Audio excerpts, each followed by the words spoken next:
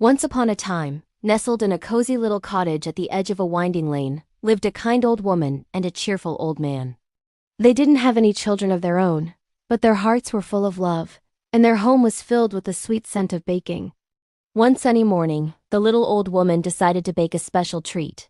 "I know," she chirped. "I'll bake a gingerbread man. He'll be a lovely surprise for my husband." So she went to her kitchen, which was warm and smelled of cinnamon and spice. She pulled out her big yellow mixing bowl, a bag of flour, a jar of ginger, and some sweet dark molasses. With a hum and a happy smile, she mixed and kneaded, rolled and patted. She carefully cut out the shape of a little man from the golden brown dough.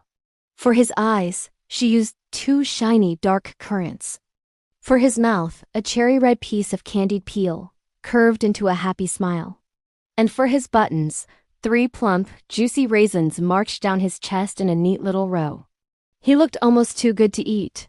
The little old woman gently placed him on a baking tray and slid him into the hot oven. "Now bake, little gingerbread man," she said. "Bake as fast as you can."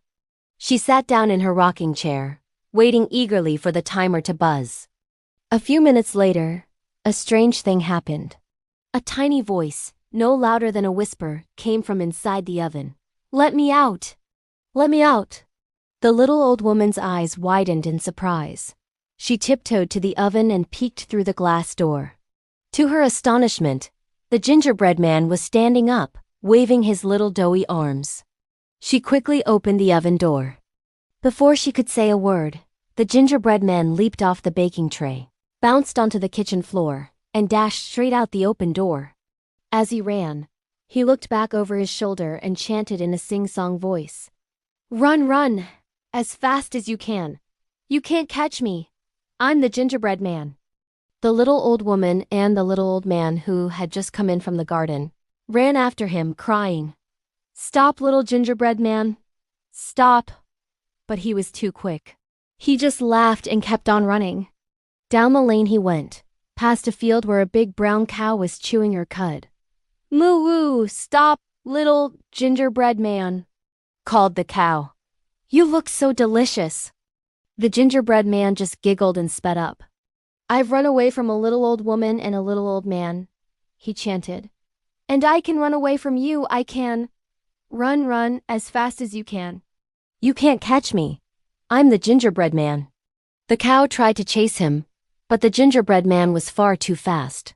He zipped past her, leaving her swishing her tail in the dust.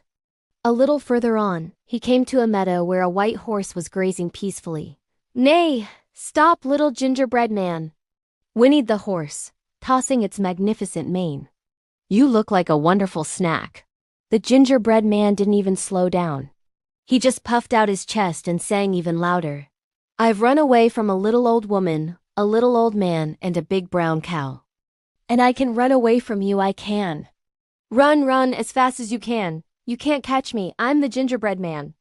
The horse galloped after him, its hooves thundering on the ground, but the gingerbread man was a blur of brown, disappearing over the hill. He ran and he ran, feeling very pleased with himself.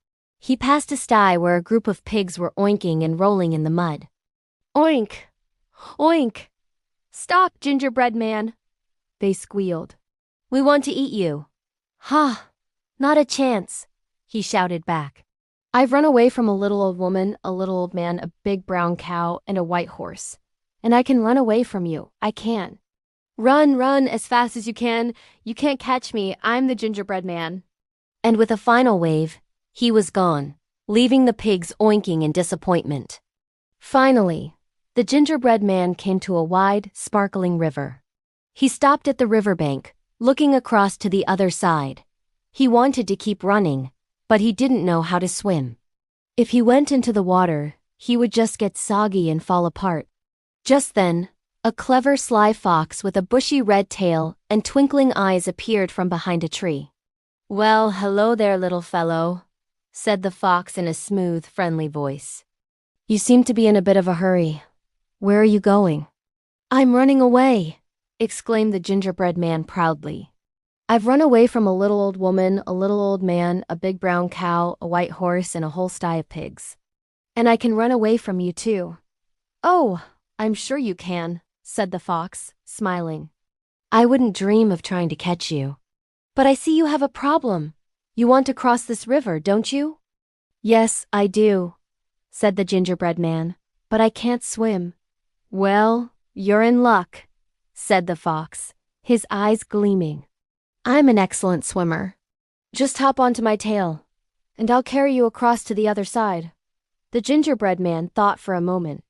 The fox seemed very kind. So he hopped onto the very tip of the fox's long bushy tail. The fox waded into the river and began to swim. After a few moments, the fox called out, Little gingerbread man, the water is getting deeper. You might get wet. Why don't you hop onto my back? So the gingerbread man scurried up the fox's tail and onto his back. The fox swam on. A little further, the fox said, Oh my, the water is getting even deeper now. You'd be safer if you moved up to my shoulders. So the gingerbread man scrambled up to the fox's shoulders, holding on tight. They were almost at the middle of the river when the fox said, I'm afraid the water is so deep here, it might splash you. The safest place of all would be right on my nose. Trusting the fox completely, the gingerbread man carefully tiptoed from the fox's shoulders, along his long snout, and sat right on the very tip of his black nose. They were just inches from the other side of the river.